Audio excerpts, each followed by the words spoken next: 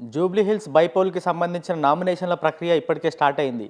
అయితే పెద్ద vote share ఉన్నటువంటి ముస్లిం కమ్యూనిటీ జూబ్లీ హిల్స్ నియోజకవర్గంలో చాలా ఎక్కువ ఉంటుంది. సో ఎంఐఎం పార్టీ స్టాండ్ ఏందనేది తెలుసుకునే ప్రయత్నం చేద్దాం. ఎంఐఎం అధినేత హైదరాబాద్ ఎంపీ असदुद्दीन ओवैसी మనతో ఉన్నారు. सर, इतना बड़ा कॉन्स्टिट्यूंसी जहाँ पे मुस्लिम कम्युनिटी बहुत ज़्यादा है, वहाँ पे एमआईएम जुबली हिल्स बाईपोल में इलेक्शन में कंटेस्ट कर रहा है या नहीं कर रहा सर? देखिए, खाली मुस्लिम बोल के क्वेश्चन करना गलत है। बोराबंडा में हमारा कॉर्पोरेटर जीता सो है वहाँ पे, और वो बैकवर्ड क्लास कम्युनिटी के थे, और इससे पहले भी एमआईएम कंटेस्ट करे, नॉन मुस्लिम कैंडिडेट थे, नियरली 40,000 वोट्स लिए थे। तो एमआईएम पार्टी का रीच और वोट जो है सिर्फ एक्सक्लूसिवली मुस्लिम कम्युनिटी नहीं है जुबली हिल्स में या कहीं भी।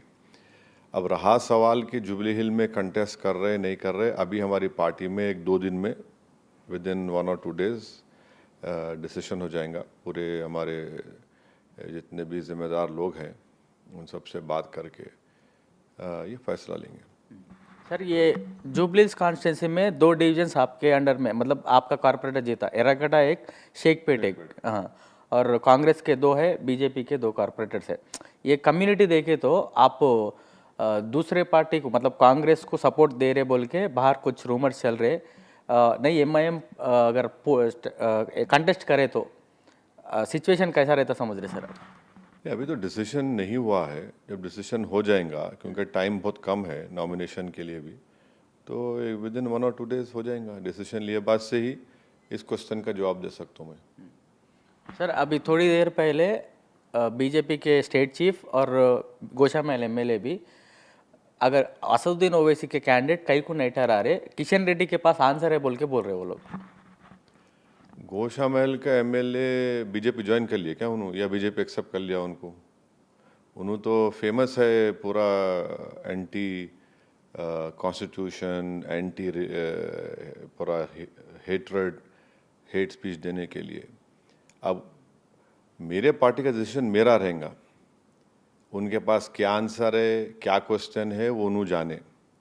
मगर एक फैक्ट तो ये है कि 10 इयर्स वहाँ से टीआरएस के एमएलए थे, 10 साल टीआरएस की सरकार थी, गवर्नमेंट थी। वो कॉन्स्टिट्यूंसी को कम्प्लीटली इग्नोर करके रख दिए। हर डिवीज़न में आप जाके देखिए, वहाँ पर आपको ओपन सीवरेज लाइन मिलेगा, स्टॉर्म वाटर ड्रेन का पानी बहते हुए दिखेगा, स्कूल्स बराबर नहीं है, स्लम्स में बेसिक कम्युनिटीज़ नहीं है, बस्ती दवाखाना नहीं है, कितने अपने वो छोटे बच्चों का जो सेंटर्स है खाना खिलाने का, वो नहीं है। डेवलपमेंट कुछ नहीं है। 10 इयर्स टीआरएस पार्टी वहाँ वेस्ट कर दी। और ऑनेस्टली मैं बोल रहा हूँ कि वहाँ पर जब टीआरएस पार्टी पावर में थी तो इतना वहाँ पर उन्हीं के पार्टी के लोगों पे तकलीफ हुआ। उनके कई पार्टी के लीडर्स, इतना उनको प्रेशराइज किया गया, इतना उनको डिमोरलाइज किया गया कि वो कॉन्स्टिट्यूंसी छोड़ के चले गए। उसमें 2 या 3 एक्स कॉर्पोरेटर भी थे, माने पॉलिटिक्स ही छोड़ दिए, इतना प्रेशराइज करे। तो ये फैक्ट है। तो ये सब चीज़ों के लिए हमको देखना है। सर, आपका पार्टी यहाँ पे पैदा हुआ, यहाँ पे बेस बहुत ज़्यादा है, लेकिन आप देश के हर स्टेट में कंटेस्ट करने के लिए आगे जा रहे, लेकिन जहाँ पे बेस ज़्यादा है, जहाँ पे आपको पावर ज़्यादा है, वहाँ पे कंटेस्ट करने को इतना सोचना क्यों पड़ रहा सर? ये पार्टी का डिसीजन है। डिसीजन में फिर डिस्कशन होना, फिर एक कंसेंसस पे आना, तो ये तो हर पार्टी का प्रोसेस है।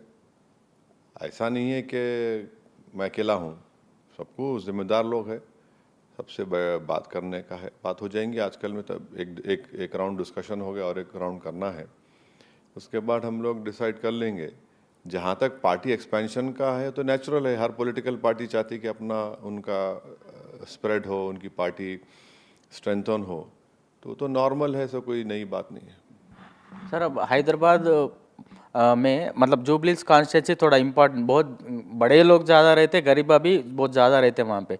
लेकिन जो कैंडिडेट कांग्रेस ठहराया नवीन यादव, आपके पार्टी में थे, आपके पार्टी से कंटेस्ट भी करे, अब आपके पार्टी से बाहर निकल गए। इफ़ एट ऑल आपका डिसीजन कम्प्लीटली नहीं हुआ, इफ़ एट ऑल आप कांग्रेस को सपोर्ट करना चाह रहे, नवीन यादव है वहाँ पे, सपोर्ट करने से नहीं, अब उन हमारे पार्टी में नहीं है, हमारे पार्टी में नहीं है, उन्होंने कोई दूसरी पार्टी में है और उन्होंने उस पार्टी में वहाँ काम कर रहे, वो पार्टी उनको कैंडिडेट बनाई, तो वो उनका डिसीजन है। हमारा डिसीजन अभी 1-2 दिन में आ जाएगा। और यहाँ पे देखें तो 10 साल बीआरएस का गवर्नमेंट था, अब ओनली ऑलमोस्ट 2.5 ईयर्स कांग्रेस का रूलिंग है सर। कैसा है सर, आपका ऑब्जर्वेशन कैसा है? नहीं, मगर 10 ईयर्स तो जुबली हिल्स के लिए, जनता के लिए वेस्ट हो गया।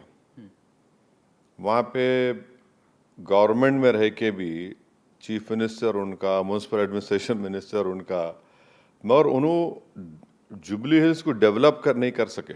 जुबली हिल्स में बेसिक कम्युनिटीज़ प्रोवाइड नहीं कर सके।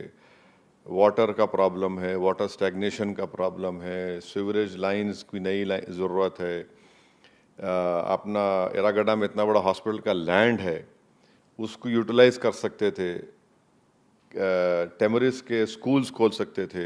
ये सब बातें हम लोग बोले हैं, ऐसा नहीं बोल के नहीं, मगर कंप्लीट वेस्ट हुआ और वो इनजस्टिस हुआ जुबली हिल्स की जनता के लिए, जुबली हिल्स के वोटर्स के लिए।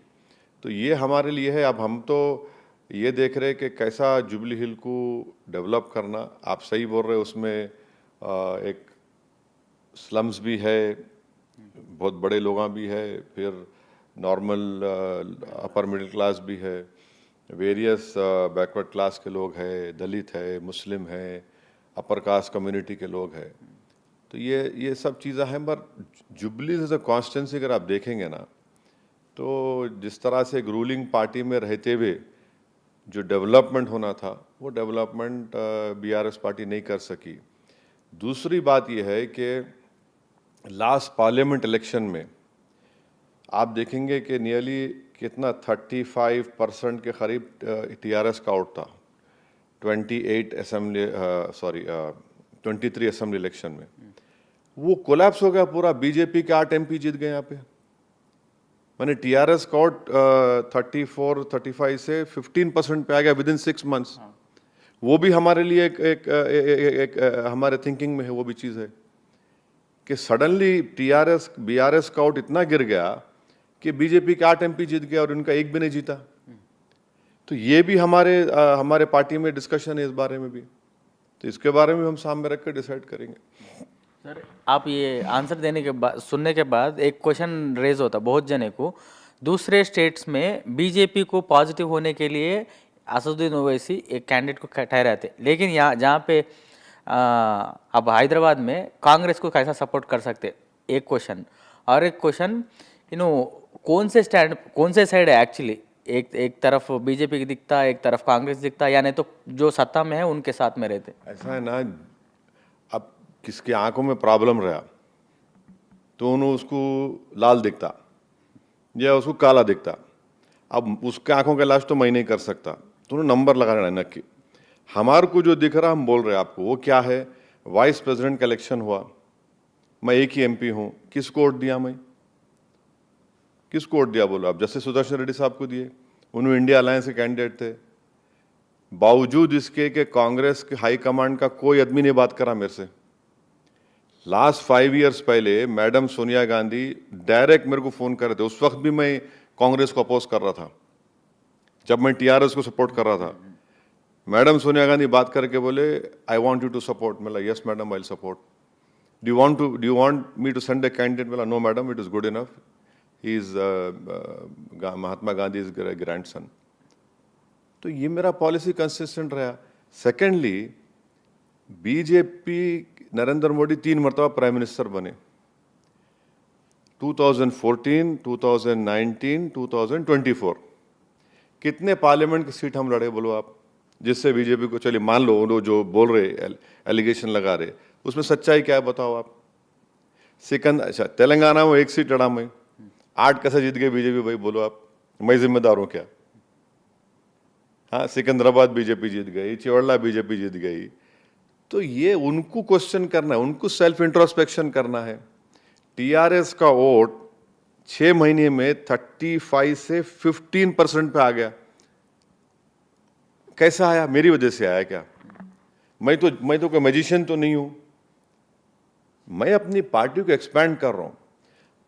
थर्डली, अगर किसी को ये कंप्लेन है तो भाई हम तो बिहार में ओपन अलायंस करना चाह रहे थे आपसे। हमारे पार्टी प्रेसिडेंट अख्तरुल ईमान लेटर लिखे तेजस्वी यादव को कि हमारे को 6 असेंबली सीट्स दे दो आप। लास्ट टाइम हम 5 जीते थे, एक बढ़ के 6 दे दो, और अगर आप पावर में आ गए तो हमारे को मिनिस्ट्री मत दो। सिर्फ आप कम्युनलिज्म को, फैशिज्म को, पीस को मेंटेन करो और सीमांचल डेवलपमेंट काउंसिल बनाइए आर्टिकल 371 के तहत, जैसा अभी कर्नाटका गुलबर्गा रीजन में है। डेवलपमेंट सीमांचल बहुत बैकवर्ड एरिया है, आप वो भी नहीं करना चाहते। अब इसमें मेरी क्या गलती है बोलो आप? मैं तो कोई एनजीओ नहीं हूं कि खाली एक सेमिनार पेपर देके, मैं एक पॉलिटिकल पार्टी का रिप्रेजेंटेटिव हूं, तो मेरे को मेरी पार्टी को एक्सपैंड करना है। महाराष्ट्र में हमारा 4th पॉइंट, महाराष्ट्र में हमारा एक एमपी था, पूरे महाराष्ट्र में एक ही मुस्लिम एमपी था, इम्तियाज जलील, सब मिलके हराए उसको, पूरे सो कॉल्ड सेक्युलर पार्टीज। अब महाराष्ट्र में 13% मुस्लिम पॉपुलेशन है, एक मुस्लिम एमपी नहीं है। 5th पॉइंट, पूरे भारत की पार्लियामेंट में कितने मुस्लिम एमपी थे? 23 है, नॉट इवन नियरली 4% खाली ऑफ द मुस्लिम पॉपुलेशन। ये सब चीजों का जिम्मेदार कौन है बताइए फिर आप? इसका रेस्पॉन्सिबिलिटी किस पे आता? मेरी रेस्पॉन्सिबिलिटी है तो ठीक है, मैं एक्सेप्ट कर लेता हूँ, मेरे को क्रेडिट देना चाहे दे दो आप, बट ये वैलिड क्वेश्चन है। और इस मुस्लिम पॉलिटिकल रिप्रेजेंटेशन नहीं होने की वजह से ये प्रॉब्लम्स पैदा होते कि डेवलपमेंट नहीं होता, पॉलिटिकल वॉइस नहीं होने की बिना पर। हमारा बोलना है कि इंडियन डेमोक्रेसी को हम स्ट्रेंथन कर सकते हैं, कॉन्स्टिट्यूशन में और बिलीफ क्रिएट करना है, उसके लिए हर कास्ट का एक पॉलिटिकल लीडरशिप है। भाई कांग्रेस में है तो रेड्डी लीडरशिप है, बैकवर्ड क्लास की लीडरशिप है, दलित की है। टीआरएस में वेलमा लीडरशिप है। टीडीपी चले आओ, कम्मा लीडरशिप है। हाँ, जगन के पास चले आओ, रेड्डी लीडरशिप है। उन्होंने एक्टर है तो उन्हें बोलते हैं कापू लीडरशिप बोलते। मुस्लिम पॉलिटिकल एम्पावरमेंट की अगर बात करना गुनाह है क्या? बोलो आप, गुनाह नहीं है, कोई क्राइम नहीं है। डेमोक्रेसी कैसा है? डेमोक्रेसी हर एक को रिप्रेजेंट करना है, उनका वॉइस होना, पार्टिसिपेटिव फॉर्म ऑफ डेमोक्रेसी होना। इंडिया कैसा है? गार्डन कैसा है? उस गार्डन में हर फूल रहता, हर फ्लावर रहता। वो फ्लावर अगर ब्लूम हुआ तो गार्डन अच्छा दिखेगा ना। खाली उसमें अगर थॉर्न्स कांटे रहे तो कैसा होगा? तो हमारा ऐसा, ये हमारा बिलीफ ये है कि डेमोक्रेसी स्ट्रेंथन होगा जब भारत की सबसे बड़ी माइनॉरिटीज़ का एक पॉलिटिकल लीडरशिप होंगी, उनका रिप्रेजेंटेशन होगा। सर, इससे पहले आप कांग्रेस के साथ गवर्नमेंट में थे, जब हैदराबाद मेयर डिवाइड कर लिए कांग्रेस और एमआईएम, इफ एट ऑल, थोड़े जनों को डाउट है, इफ एट ऑल आप अगर सपोर्ट करें तो मिनिस्ट्री एक्सपेक्ट कर रहे क्या सर? किसको सपोर्ट कर रहे नहीं कर रहे क्या है हमारे को? देखिए, हमारे को ये मिनिस्ट्री से मतलब नहीं है, हमारे को नहीं, हमारे को उससे मतलब ही नहीं है। म्यूनसिपल इलेक्शंस कब होंगे मेरे को नहीं मालूम, कैसा होंगे किसी को नहीं मालूम, किस फॉर्मेट में होंगे नहीं मालूम। फोर्थली, अभी असेंबली इलेक्शंस को टाइम है, पार्लियामेंट इलेक्शंस को टाइम है, तो ये भी जब देखेंगे। ऐसा तो कुछ भी हमारा, देखिए, कोई पोस्ट के लिए नहीं होना मेरे को। जब हम 2023 असेंबली इलेक्शंस में तो हम बीआरएस को सपोर्ट कर रहे थे असेंबली इलेक्शन में। उसके बाद तेलंगाना की जनता कांग्रेस को पावर दी, रेवंत रेड्डी सीएम बने। रेवंत रेड्डी सीएम बनने के बाद एक 1 वीक 10 डेज का फ़ोन करे मेरे को, अरे कैसे सदर साहब आप? अच्छे असद भाई, मैं अच्छा हूँ। अरे कैसा भाई, अपने को स्टेट को डेवलप करना है, हैदराबाद को, आप हम लोग साथ काम करेंगे। बोला ठीक है, बिल्कुल करेंगे, आपका वर्डिक आ गया पब्लिक का, हम रेस्पेक्ट करते। तो बोले आपका कॉन्स्टिट्यूंसी में कोई प्रॉब्लम है तो मेरे को बताइए। तो मैं बोला कि सर, सबसे बड़ा प्रॉब्लम हमारे पास ये है कि ये जुबली बस स्टैंड से लेके फलकनुमा तक मेट्रो का काम नहीं हुआ। रोड वाइडनिंग है याकूतपुरा, बहादुरपुरा असेंबली सेगमेंट में, और अकबरुद्दीन ओवैसी कॉन्स्टिट्यूंसी में सीवरेज लाइन का काम है। और 5th हम बोले कि ये ब्यूटिफिकेशन ऑफ मिरालम टैंक है। 6th हम और एक 2-3 काम बोले।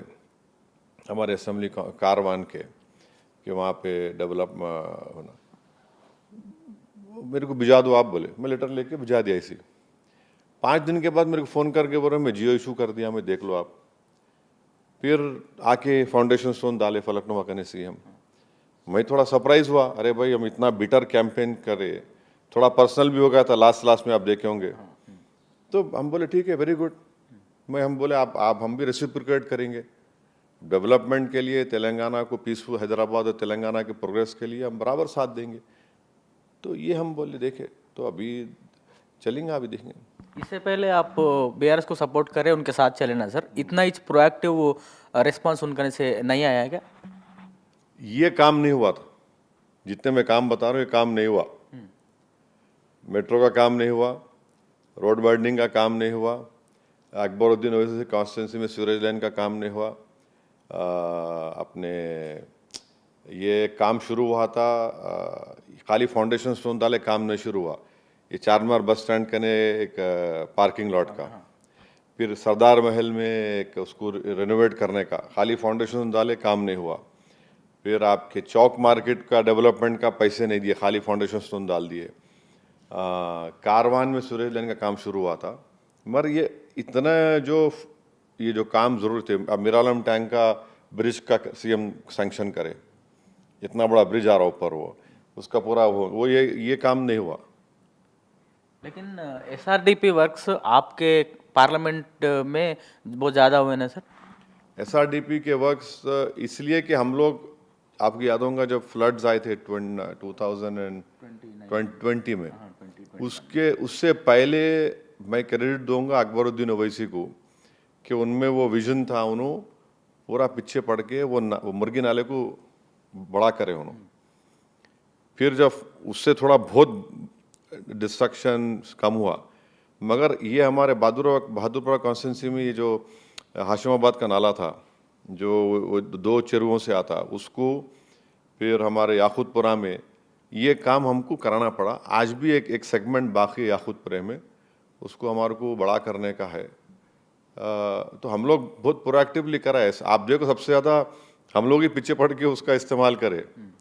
और उस ज़माने में क्या था, एक अच्छे एमएयूडी के सेक्रेटरी थे अरविंद कुमार, तो बेसिकली क्रेडिट अरविंद को जाता, पॉलिटिकल लीडरशिप थी, मगर अरविंद वॉज वेरी, अरे नहीं अपने को इधर करना है, ऐसा उनका दिमाग में था, अरे नहीं जस्टिस करना है, करना बोल के था। सर आप इतना फॉलोअप करने के बाद, अच्छा प्रिंसिपल सेक्रेटरी आप बोले ऐसा रहने के बाद, गंगानगर का नाला अभी भी अब हो गया काम मुकम्मल हो गया, जाके देखो आप। उसका एक लास्ट बिट बाकी है, मेन रोड से उसको मिलाने का है, और एक बिट बाकी है वो डबलपुरा दरवाजे के पास, वो भी सैंक्शन हो गया काम। वो फरत नगर से जाएगा, तो वो 75-80% हो गया। वो थोड़ा कॉन्ट्रैक्चुअल इश्यूज की वजह से और थोड़ा नॉन पेमेंट की वजह से वो काम रुका हुआ था, मगर ये हमारे जीएचएमसी कमिश्नर आए ना, उन्होंने और दूसरे लोग मिलके तो वो थोड़ा उससे फंड दिए, तो मेन सेगमेंट हो गया। 1-2 बिट बाकी है, दोनों भी सैंक्शन है। अब वो असल दबिलपुरा दरवाजे से फरत नगर लिख जाएंगे, वो ले जाके उधर मूसा नदी मिलाने से बहुत बड़ा फायदा होगा। ओके सर, फाइनली फिर बैक टू जुबली हिल्स आएंगे सर। जुबली हिल्स में आपका कारपोरेटर इससे पहले कंटेस्ट भी करे, उनको अच्छे नंबर्स में वोट्स आए, आप मीटिंग कर रहे बोले, उनको कॉन्फ्रेंस में लेते सर आपका MIM leader jubilee hills constituency? सबको बात करें, सबको बोले पार्टी का डिसीजन है। देखिए पार्टी का डिसीजन जब होने के बाद से सबको अवॉइड करना पड़ता, बात कर रहे, पूछ रहे, सब हो रहा। सर कांग्रेस बीआरएस दोनों भी कैंडिडेट फाइनल करे, बीजेपी एमआईएम दोनों ही कैंडिडेट रुके हुए हैं, क्या समझना सर? बीजेपी का तो उनको पूछ लो आप, मेरे को नहीं मालूम। पर मेरा बीजेपी और टीआरएस का जो है ना, ये है कि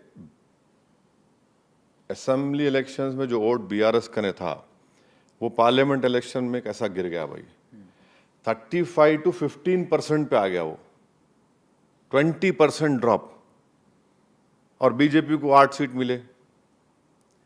ये कैसा हुआ, ये क्यों हुआ? ये तो उन लोगों को पूछना पड़ेगा आपको, बीआरएस वालों को। सर 1-2 दिन से फेक वोट्स, चोरी वोट्स बोल के और एक ये दिख रहा है यहाँ पे, देश पूरा एक बात सुनिए, ये बीआरएस के वर्किंग प्रेसिडेंट जाके कंप्लेन दिए। एक प्रोसेस होता, वोटर लिस्ट आई, आपको टाइम मिलता चेक करने का, क्लेम्स और ऑब्जेक्शन डालने का, मिलता ना? आप क्यों नहीं डाले भाई? आप कौन रोका आपको? आपको कौन रोका? आप चेक ही नहीं करते वोटर लिस्ट को, आप लोग काम ही नहीं करते वोटर लिस्ट के ऊपर। आज इलेक्शन आया तो आप वोटर लिस्ट की बात कर रहे, वो दो मिनट में डिस्प्रूव हुआ था, इससे पहले नाम क्या नहीं था वो। ये उन्होंने देखे नहीं, अब आके बोल रहे, तो ये तो गलत है। ये तो सर यही वोट्स 2023 असेंबली इलेक्शन में वोट करे, 24 में भी थे, अभी भी है। वोटर लिस्ट को चेक करना, देखना। अब वो उन्होंने बोल रहे नहीं मालूम, अब उनको ही पूछना कैसा, क्यों बोल रहे, क्या बोल रहे, क्या नहीं मालूम। कहीं को सर इतना अच्छा साथ में कोऑर्डिनेशन में चले, ऑल ऑफ अ सडन। नहीं अब नहीं, देखिए मेरे को आज उनसे कोई ताल्लुक नहीं है हमारा, आज नहीं है, कोई ताल्लुक नहीं है। यस फैक्ट है, असेंबली इलेक्शन में ओपनली सपोर्ट करे, पर पब्लिक का कुछ और ही वर्डिक्ट आया, उसमें हम डिनाई नहीं कर रहे। सो फाइनली जुबली हिल्स में 2-3 दिन में फैसला हो जाएगा। बिल्कुल हो जाएगा, बिल्कुल हो जाएगा। हमारे पार्टी के लीडर्स को भी मालूम, और उनको भी हम बोले बात करके 1-2 दिन में करेंगे। और हम यही चाह रहे हैं कि जुबली हिल डेवलप होना, जुबली हिल में बेसिक कम्युनिटीज़ को सॉल्व होना, सीवरेज लाइन का न्यू सीवरेज लाइन पड़ना, स्टॉर्म वाटर ड्रेन का जो पानी बहता, बस्ती दवाखाने होना, आंगनवाड़ी सेंटर्स होना, स्लम्स में आंगनवाड़ी सेंटर होना, टेमरिस के स्कूल्स होना। अब वो एक खबरस्तान का इशू है, वो मिलिट्री वालों से चल रहा, वो लैंड गवर्नमेंट का है, माने वक्फ बोर्ड का है, वो भी हो जाएगा मेरे ख्याल से अनकरीब में। तो ये सब चीज़ें हैं। ये 10 ईयर्स तो बीआरएस वेस्ट कर दिया जुबली हिल के लिए। पावर में रह के जो काम कर सकते थे वो काम नहीं करे, और बीआरएस पार्टी इस बात को नहीं समझ रही कि 10 ईयर्स में उनके कई पार्टी के लीडर्स, उनके ही जुबली हिल की लीडरशिप की वजह से, उनके तकलीफ देने की वजह से पॉलिटिक्स को छोड़ दिया वो लोग भी फिर वेरी है, ये क्या हो रहा बोल के, उनको भी अब बहुत अप्रेंसिव है वो लोग। तो ओवरऑल जुबली हिल का कैसा डेवलपमेंट हो सकता है वो देख के हमको देखना है। यहाँ पे वो लोग सेंटिमेंट पे बहुत भरोसा कर रहे सर। अरे सर क्या है पॉलिटिक्स में, अब सेंटिमेंट, आप डेवलपमेंट नहीं करे, आप पावर में थे 10 ईयर्स, आप क्या करे भाई, कौन सा काम करे, क्या इतना कैसा वहाँ पे इश्यूज रहते। हमारा एमएलए नहीं है, मैं जाकर गवर्नमेंट से रिप्रेजेंट करके अपने प्रिंसिपल सेक्रेटरी एमएयूडी से अब जो है उनसे मिला, कमिश्नर जीएचएम से मिलके 4-5 महीने पहले खाली एक शेखपेट वार्ड में 9 करोड़ के काम सैंक्शन करा, अब चल रहे, अब जाके देखो आप। एरागड्डा में करीब 7 करोड़ के। कैसा हुआ है भाई फिर ये? आप तो 10 साल आपका एमएलए था, रूलिंग पार्टी थे आप, पूरे काम करा हमें, बोराबंडा में 2 काम वहाँ बोल करा हमें। कमिटमेंट होना ना, खाली जीत के रूलिंग पार्टी है वो एक्शन क्या है वो भाई? आपको कोई हीरो है क्या? आप पब्लिक में रहना, काम करना। हीरो बन के थे खाली 10 साल, क्या हुआ? कुछ भी नहीं, 10 साल वेस्ट हुआ जुबली हिल्स के लिए। Thank you. సో ఇది చూస్తున్నాం కదా, జూబ్లీ హిల్స్ నియోజకవర్గం పూర్తిగా వెనుకబడింది. గత ప్రభుత్వానికి హయాంలో ఎంత డెవలప్మెంట్ కావాల్సి ఉండేనో అంత డెవలప్మెంట్ కాలేదు. ఎంఐఎం నుంచి 1-2 రోజుల్లో క్యాండిడేట్ నిలబెడతామా లేదా ఎవరికి సపోర్ట్ చేయాలనేటువంటి అంశాలపైన క్లారిటీ రాబోతుంది. ఏదేమైనప్పటికీ హైదరాబాద్ డెవలప్మెంట్ పైన, జూబ్లీ హిల్స్ డెవలప్మెంట్ పైన పూర్తి స్థాయి ఫోకస్ ఉంది. కట్టుబడిగా పనిచేస్తాం, రాష్ట్ర ప్రభుత్వానికి డెవలప్మెంట్లో పూర్తి స్థాయిలో సహకరిస్తామనేది ఎంఐఎం అధినేత చెప్తున్నారు. మరి చూడాలి 2-3 రోజుల్లో ఎంఐఎం నుంచి క్యాండిడేట్ నిలబడతారా, ఏ పార్టీ సపోర్ట్ చేస్తారనేది చూడాల్సి ఉంది. ఇది ఓవరాల్గా హైదరాబాద్ డెవలప్మెంట్ పైన, జూబ్లీ హిల్స్ అసెంబ్లీ కాన్స్టిట్యున్సీలో జరుగుతున్నటువంటి డెవలప్మెంట్తో పాటు జూబ్లీ హిల్స్ బైపోల్కి సంబంధించినటువంటి అంశాలపైన ఎంఐఎం స్టాండ్. కెమెరామెన్ పవన్తో శ్రవణ్, బిగ్ టీవీ, హైదరాబాద్.